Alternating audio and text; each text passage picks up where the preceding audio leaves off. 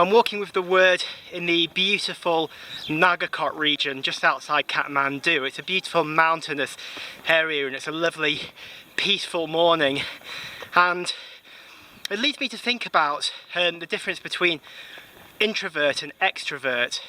And I reckon that what people think about introverts and extroverts commonly may not be true.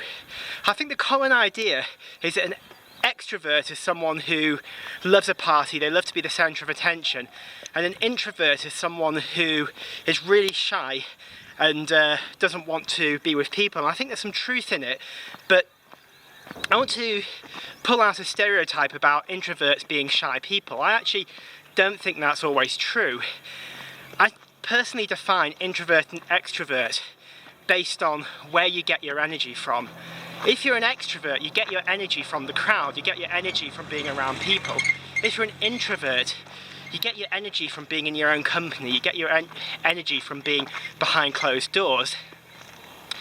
And I think there's a little bit of introvert and extrovert in all of us.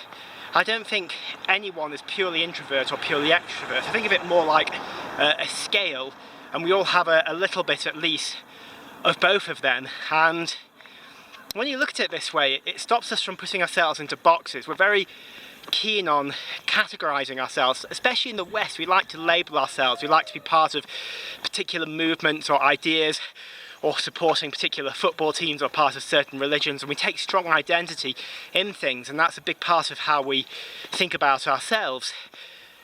But we've all got a little bit of introvert and extrovert in us. And I want to think for a minute about Jesus. Was Jesus an introvert or was he an extrovert?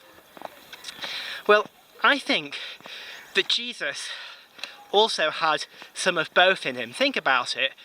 Jesus' ministry, his purpose on earth was a very people-centered thing. Whenever you read about Jesus in ministry, what's he doing? He's with crowds, he's teaching, he's healing people, he's doing all sorts of things in crowds. He'll be speaking in synagogues and public places. Jesus definitely gets energy from being around people, but at the same time, Jesus also has some introvert qualities. He withdraws, he goes into the mountains on his own to pray, and certainly when things are getting difficult, he takes time to kind of pull away from the crowds and just seek God. And sometimes he'll do that with his disciples, his nearest and dearest, and sometimes he'll do it just in the presence of God, him and God on their own. And I love this about Jesus. He has both of these qualities, and I would encourage anyone listening to this today that we need both in our lives. We need to be around people, we need to be in ministry, but we also need space and time to ourselves, and just intentionally try and build both of those things